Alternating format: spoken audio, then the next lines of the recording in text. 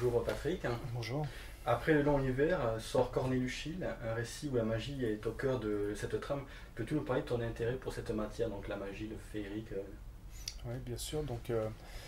Ça provient d'un attrait assez poussé que j'ai pour toute la littérature fantastique.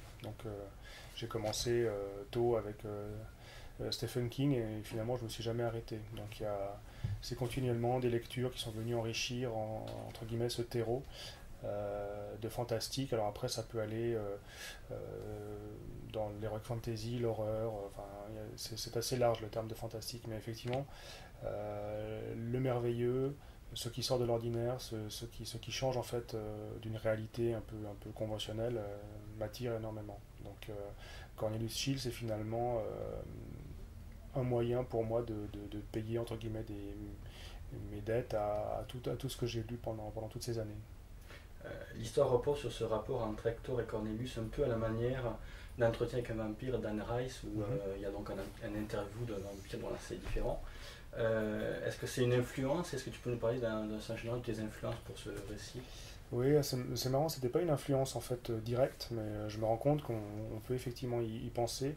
Moi j'avais d'autres influences pour Chill, principalement. En fait, c'est amusant parce que Chill ne devait pas finalement ressembler trop à cet album au début. J'étais plutôt parti sur ce que j'appelle un investigateur occulte. Chill devait vraiment être un Sherlock Holmes de l'étrange, quelqu'un qui aurait eu des aventures fantastiques, un chasseur de fantômes en fait. Et il confiait effectivement ses aventures, ses enquêtes, il les racontait à un témoin, qui est donc Hector Travis dans la BD. Et la série, en fait, au départ, devait être ça. Elle a progressivement glissé vers quelque chose d'un peu plus complexe, parce qu'en fait, au fur et à mesure de son développement, d'autres idées sont venues qui ont fini par donner ce qu'est Cornelius Schill maintenant. Quelque chose un peu plus complexe ouais, que simplement un témoignage d'une personne envers une autre. Après, pour les influences, en fait, les influences au départ pour Shield, ce sont vraiment des auteurs qui ont imaginé justement cet investigateur occulte. Voilà, donc la personne qui est confrontée à des monstres, des fantômes et tout ce qu'on veut et qui fait le récit de ces enquêtes. Donc il y a principalement William Hope Hodgson qui a écrit également qui est connu pour des récits un peu Lovecraftiens parce que c'est lui qui a influencé Lovecraft pour toutes ces histoires de mer, des sargasses ou des monstres venus des profondeurs sous-marines. C'est un auteur qui était donc antérieur à Lovecraft et il a imaginé un investigateur qui s'appelait le Karnaki. Donc, voilà, c'est édité encore aujourd'hui, donc on peut trouver les aventures de Karnaki et c'est ça surtout qui a. J'ai basé Shield en fait en gros là-dessus, vraiment le personnage voilà littéraire qui est confronté à du fantastique. Après il y a d'autres écrivains, il y a Matthew Phibbs Shield, justement le nom de Cornelius vient de cet écrivain-là, qui lui a écrit quelques nouvelles avec un personnage assez étonnant qui s'appelle le prince Zaleski et qui lui aussi a la particularité d'être un espèce de dandy complètement décadent qui vit dans son manoir, qui n'en sort pas et qui reçoit la visite voilà, du narrateur qui lui amène les nouvelles de l'extérieur et qui lui pointe en fait dans le journal là vous avez vu il y a eu un fait divers avec tel meurtre et le prince Zaleski s'amuse en fait à résoudre le meurtre en ne sortant pas de chez lui en piochant simplement dans tel livre, voilà, telle encyclopédie pour retrouver tel indice par rapport à ce qui est peut-être mentionné dans le journal. Enfin, il y a des trucs assez étonnants comme ça. Cornelius Shield, c'est un mélange de toutes ces personnes en fait. Et la fin du 19e siècle correspond dans les arts, et notamment en littérature, à une époque qui est un peu sombre. On voit en France le décadentisme avec Huysmans, Catulle Mendes, Rolina. Dans la littérature anglo-saxonne, on a des noms comme Le Fanu, Stoker, Wilde. Est-ce que c'est important pour toi que le récit prenne place dans cette période de fin 19e? Alors en fait, je crois que c'est très important pour moi, mais je me dis que j'aurais tout aussi bien pu le placer à l'époque contemporaine. Finalement, moi, c'est pas ce que j'aime, cette époque-là. Comme tu dis, effectivement, les auteurs comme Stoker, Wilde, toute cette littérature-là, bah, c'est celle que je préfère. Moi, c'est cette ambiance-là que j'aime. Donc c'est vraiment Chill, je l'ai placé au 19e pour une question d'atmosphère. Après, je me rends très bien compte que on aurait pu le mettre à notre époque, ça aurait peut-être été très bien aussi. Il se trouve que voilà, moi j'aime les calèches, les grands hôtels comme ça. Enfin, c'est juste une question, une question. Voilà, c'est des influences personnelles où je me dis bon ben, où est-ce que j'ai envie de situer l'aventure, qu'est-ce que j'ai envie de voir finalement comme rendu à l'image. Il se trouve que voilà, j'aime les costumes, j'aime cette époque. Donc oui, effectivement bien vu, c'est vraiment quelque chose, voilà, de un attrait visuel et une atmosphère. Est-ce que tu peux revenir un petit peu en quelques mots sur la trame du récit? Oui, donc il s'agit, alors bon, c'est un peu complexifié comme je l'ai dit, hein, c'est-à-dire qu'au début c'était beaucoup plus simple, mais en gros Cornelius Shield est un sorcier et il est présenté au lecteur comme étant, enfin le lecteur pense qu'il est le méchant parce que voilà, il fait partie d'un camp qui est opposé à l'autre, donc il est dans le camp du mal entre guillemets parce qu'il veut libérer Lucifer. Les adversaires de Shield sont les défenseurs du bien, entre guillemets, parce que ce sont ceux qui veulent, voilà, qui sont du côté des anges et de Dieu. Et donc je place en fait Cornelius Shield au sein d'un conflit qu'on va découvrir millénaire, parce que voilà, ça fait des siècles et des siècles que finalement ce conflit assez basique du bien contre le mal existe. Et Cornelius ben, voilà, fait partie d'un camp. Il se trouve que moi, je le place dans le camp des méchants, entre guillemets. Ensuite, au fur et à mesure que la série va se développer, on se rendra compte voilà, les méchants ne sont pas forcément ceux qu'on pense, les bons non plus. Il se trouve que les vainqueurs de ce conflit, donc le camp du bien, comme ils ont gagné, ben, ils ont écrit finalement ils ont écrit ce conflit à leur convenance. Donc j'ai un peu l'intention de montrer dans mon histoire que la Bible est un outil de propagande, finalement, un ouvrage voilà, qui a été écrit pour donner une certaine vision des faits. Et Cornelius, en fait, va s'engager il va s'engager à rétablir la vérité par le truchement justement de lecteur à qui il va révéler toute la vérité et donc au lecteur. Et c'est important pour toi de vraiment justement montrer que ce rapport entre le bien et le mal, les frontières sont pas si évidentes, hein. Donc, Oui, c'est-à-dire que, de nouveau, c'est comme ce que j'ai fait sur 14-18 avec le long hiver, si c'est pour raconter quelque chose qui a déjà été fait ou de simple, moi ça ne m'intéresse pas et je pense que ça n'intéresse pas forcément le lecteur. C'est pour ça que pour le long hiver, j'ai pas refait ce que Tardy a déjà fait, j'ai inclus du fantastique dans la guerre de 14. Ici aussi, il s'agissait de montrer une vision du bien et du mal finalement différente. Alors moi je vais finalement la renverser complètement, mais comme dans le long hiver où j'ai amené le fantastique progressivement, j'aimerais beaucoup que le lecteur aussi soit progressivement amené à comprendre que ce qu'il croit être vrai finalement, il va falloir qu'il revoie tout à l'envers. C'est un peu le principe. Euh, voilà, à la fois surprendre le lecteur qui est un peu blasé, voilà, la lutte du bien contre le mal, enfin on a vu ça 100 fois. Si c'est pour refaire la même chose, c'est pas intéressant. Donc dans le tome 1, on met des petits jalons comme ça, des petites choses. On montre que Shield faisait partie du camp du bien étant enfant, puis qu'il a basculé parce qu'il s'est rendu compte que son propre camp faisait des choses absolument affreuses, comme élever des enfants pour qu'ils deviennent des réserves magiques pour quelqu'un d'autre, enfin quelque chose d'assez terrible. Et donc il refuse cet héritage-là, donc il va basculer de l'autre côté, et on se rend compte qu'effectivement les magiciens, ceux qui sont censés être les bons dans l'histoire, ne le sont pas autant que ça. Voilà, bon, donc il faut. ça amène aussi du suspense du coup à la fin du premier tome. Exactement. Il va falloir repenser un petit peu voilà, toutes les choses un peu établies, dont la Bible, voilà, que je vais un petit peu mettre à mal, mais pour le bien de l'histoire, quoi. Ce récit aussi t'amène à te rapprocher à nouveau de la mer que tu as développé dans Achab. Mhm. Est-ce que c'était un souhait de faire un récit aussi à moitié maritime un petit peu? Oui, sans doute.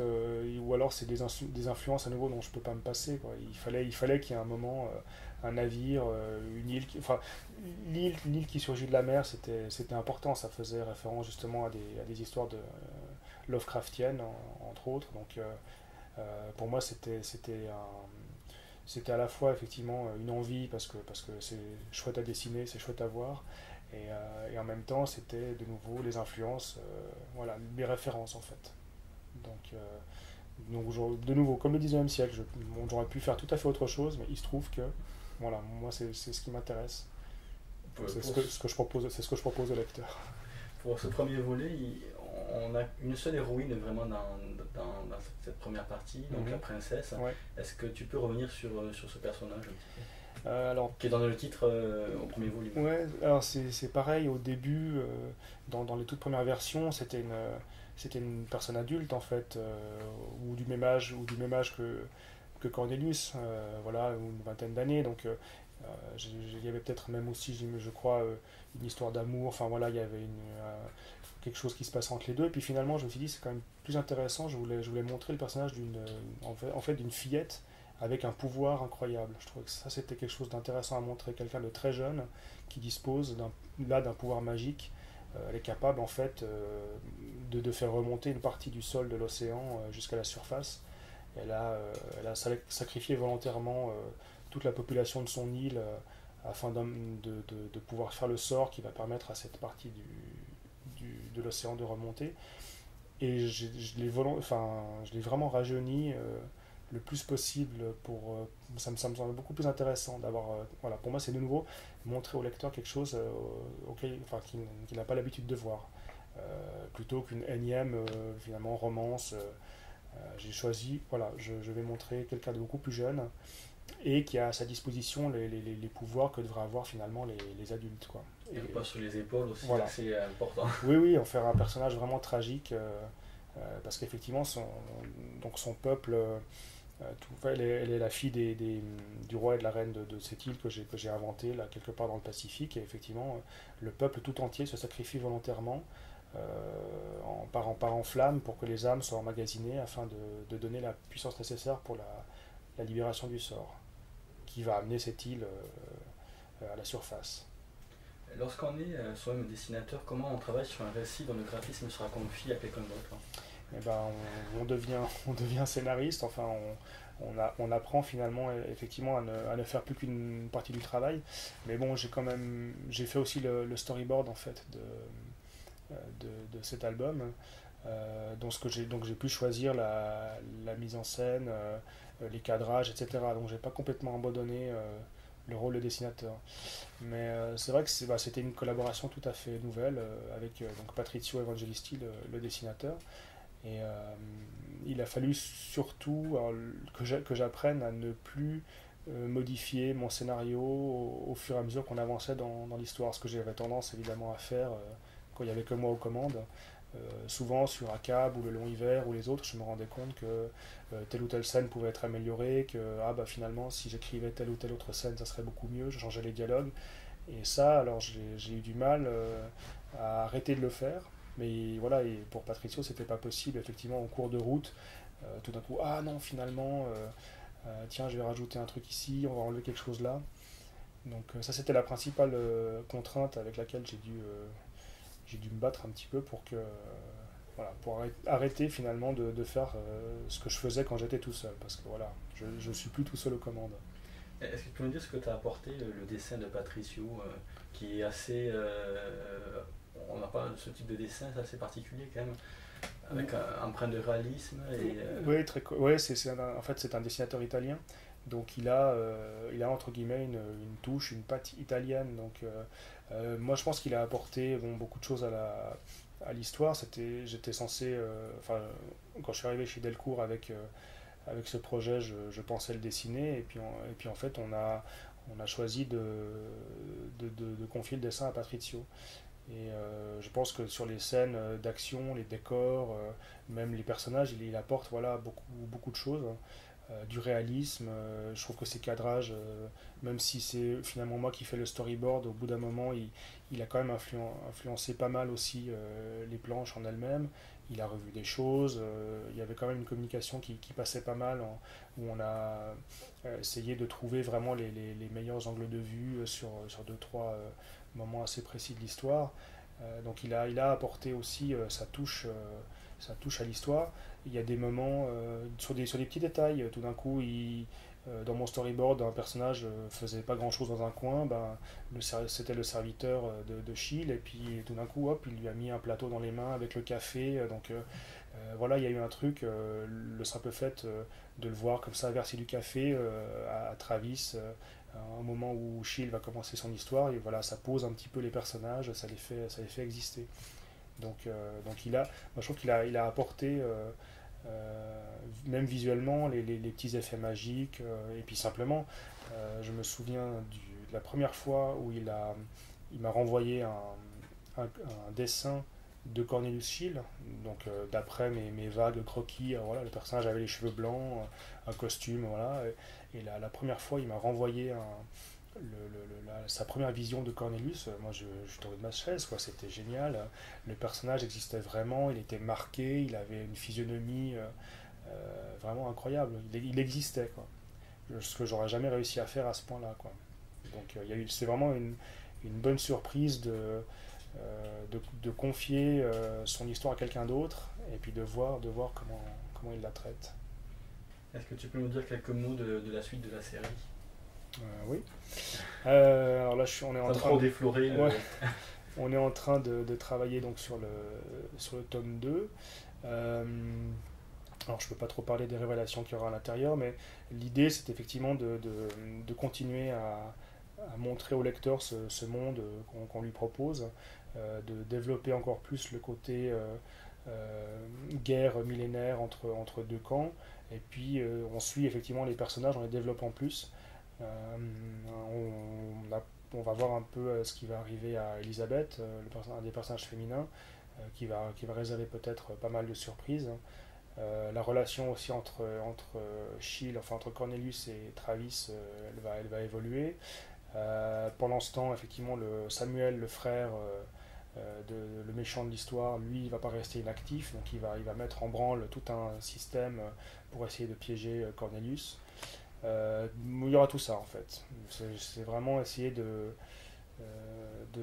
d'intéresser le lecteur, et puis de lui proposer un scénario voilà, qu'on va voir se développer au fil des volumes. Je te remercie. Mais merci à toi.